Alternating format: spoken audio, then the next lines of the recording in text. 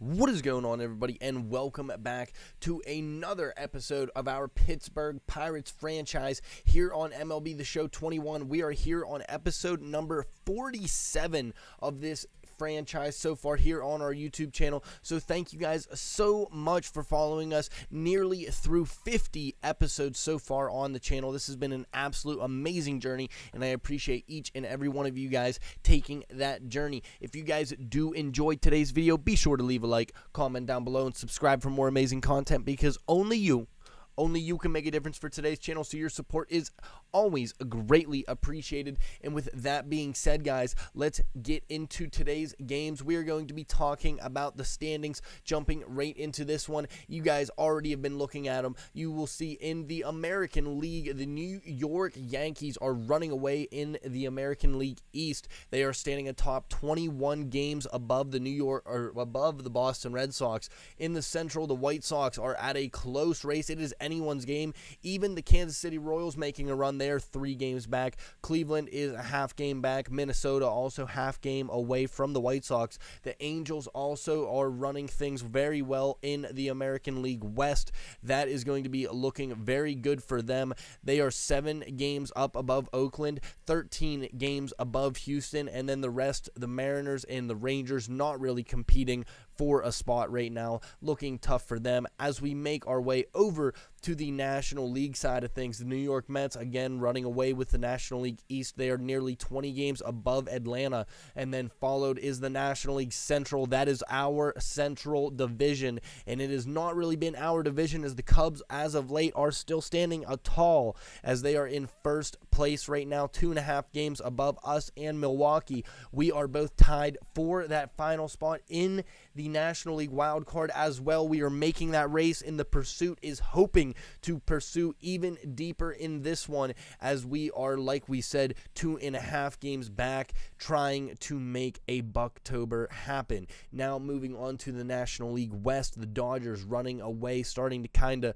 end up wrapping things, looking like they are going to be the National League West winners. The Padres now 10 games back. They have that top spot in the wild card right now. Things looking pretty good in the National League West for the Dodgers. Taking a look at the schedule, we are going to be taking on the Philadelphia Phillies in a 4-game series. That is right, a 4-game series, another make or break series. This one not so make or break because it is not divisional, but as you will see, after this Philadelphia Phillies 4-game series, we are going to be taking on the Chicago Cubs. In that one, without a doubt, the first place Chicago Cubs is going to be a do or die series, as we are going to be getting into game number 1 recap right now. And diving into game number 1 festivities, player of the game, that is going to be belonging to a player in the black and gold, and that is going to be Brian Hayes himself. He is going to be keeping these ones coming. That is going to be a 9-5 victory for the Pittsburgh Pirates. Brian Hayes, along with 5 other total players, are going to be wrapping up 4 home runs. Those players are Ryan O'Hearn, Brian Hayes, Franmil Reyes, Gregory Polanco, knocking his 30th home run of the season. An absolute slugfest for him. He is going to be knocking that one along with another hit. He goes for a 2-for-5 day. Kevin Newman also puts one over the wall for his 11th of the year. So Kevin Newman also having another nice season, hoping to rebound from what has been a struggling September, hoping things can maybe carry over in postseason if we can have a Buctober happen. As we talk about the pitching side of things, Tyler Anderson wasn't good, wasn't bad. He was okay. He was pretty much Tyler Anderson. Goes 5 innings, allows 7 hits on the 4 earned runs. Only walks 2 batters. That's one good thing about Tyler Anderson. Doesn't walk a lot of guys. Strikes out 5, while Josh DeMont throws 2 innings, allows 3 hits. No runners do score, but 1 strikeout. And then Davis and Feliz both go an inning. They did pretty nice work. So not too much else to say about game number 1 as we move into game number 2 right now. And heading deeper into this series, we got Chase Anderson. He is going to be the player of the game in this one. It is a 3-2 Philadelphia Phillies. This Pennsylvania rivalry is going to now be tied 1 apiece. Mitch Keller is going to be the losing pitcher. Did not pitch that bad for Mitch, to be actually honest with you. He has been definitely on and off throughout the season. This one definitely really a little bit of a lack of offense, a lot of things. It was a good game, but with that being said, not really a whole lot going in this one. 3-2. Notable players, Kevin Newman does go 4 for 4 on the day, jumping that average back over 280 now. He's sitting at a 282. Another multi-hit game for Neil Walker, the Pittsburgh veteran. He goes 4 for 2 with a earned run and an RBI. Only strikes out 1 time, so Walker still proving to be a nice veteran. We haven't talked about him too much, but he is still sitting there having a very, very comfortable season for his age and for the production that we have gotten from him. He has been a delight to have on this team. Moving into the pitching side of things, Mitch Keller, like we said, he wasn't good. He wasn't bad. The thing that really was struggling with him was the walks. You're going to see 6 walks in this one in just 3 1/3. We had to pull him out. The pitch count was absolutely high, but one thing that we can praise, and this is something that is going to kind of stay true to this series, as you will see, is the bullpen was stellar. Despite Alcala, who went an inning and a third, and partly was my fault a little bit on the managerial. I tend to kind of leave people in a little too long, it seems, but this one, he goes an inning and a third, allows the 1 run, which pretty much costed us the game, but Rodriguez does go an inning and 2/3. He was solid. Loaizaga goes an inning, and Austin Davis, who has been absolutely solid out of nowhere, was all putting up scoreless numbers. So this one is going to be now tied 1-1 as we head into game number 3 now. And game number 3, this one belongs to the Pennsylvania team, and no, it is not the one with the area code of 412. This one is going to be the Philadelphia Phillies. They are going to be standing tall in this one. They take this one 5-4, and yes, you looked at that right. 5 runs come across in the 9th inning. Framber Valdez was throwing an absolute gem of a game, trying to complete the shutout, and we will talk about what happened after that one. But it is worth noting that the solid guys in the batting lineup, the 2, 3, 4, and 5 guys, all knocking 2 hits on the day. 2 runs scored from Mel Reyes, and then Diego Flores also puts one over the wall, notches 3 RBIs, getting that average up to a 252. Talking about the blow up, like we said, Valdez was solid. 8 innings, was going into that 9th with the shutout, then allows 2 runs, tried to have Kyle Crick come in and shut the door, and this is something that has been a little bit concerning. He does absolutely not that, does not even go through a entire batter without getting pulled. It allows 2 hits, 2 walks, doesn't strike out anyone on 3 earned runs. Josh Stamont was the guy that officially blew the save. He goes 2/3 of an inning, only allows the 1 hit and strikes out 1 batter. So this one now 1-2. Pirates struggling, trying to get their grounding. Postseason is in pursuit, but will it remain after this series? Game number 4, the rubber match, the finale.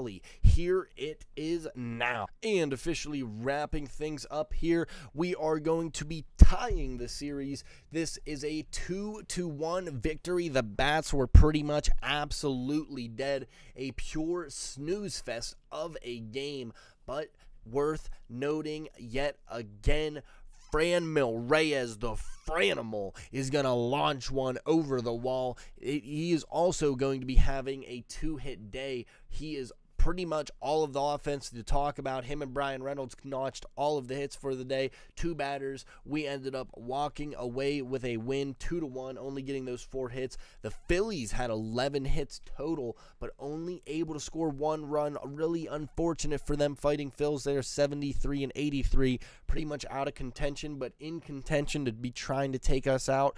We will be talking about if they did or not in the standings here very shortly, but we got to talk about some pitching. And really, one thing that I want to nod is, honestly, despite Kyle Crick the bullpen has been very good. Even in this game, he does allow 2 hits, but he does get through the inning. He does pretty good there. Davis, again, in the bullpen, he has been great. Seems like every time we throw Austin Davis, he's striking someone out. Jonathan Loaizaga, he goes 2 solid frames, and he only allows 1 hit in those frames. So Loaizaga is a guy that always can go at least 2 innings for you. Seems like he's a pretty solid guy. And Chad Kuhl, who seems to be very, very much so settling down as we get later into the season. And as we get later, hopefully these are guys that we can maybe rely on in the postseason to get us that much closer. We will be talking about that. But that is going to be wrapping up the Game 4 summary as we talk about the standings heading into that now. And after the series wrap-up, we're going to be talking about the National League Central standings and where we are. And where we are is not where we want to be. We are actually sitting in 3rd place for the first time in a long time. The Brewers are finally going to be notching 1 game above us. We are 4 games out of elimination. We are 3 games back. Things are up against the wall. The Pirates really need to make something happen. Good thing we do have an off day coming up. And then after that, we have a 3-game series against the first place Chicago Cubs. A sweep is evident. We absolutely need to take this series. Thank you guys so much for watching the videos, by the way. It has been an absolute pleasure making these videos. I do appreciate each and every one of you guys that have been commenting down below. You guys have been an absolute thrill and pleasure to be posting these videos for. Thank you guys so much for all of the support. Really, from the bottom of my heart, you guys have been crushing it. And pretty much just wrapping up this video, I just wanted to kind of talk about that and pretty much say that hopefully I'm going to be trying to post these as much as I can. Let me know what you guys kind of think about how we've been making the videos. I do apologize yet again for having these things that are pre-recorded. Not really much I can do about that. I'm only really doing voiceovers over old gameplay right now until we can kind of get to catch-up mode. I promise whenever we get to catch-up mode, we're going to be making this franchise even more fun than it already has been,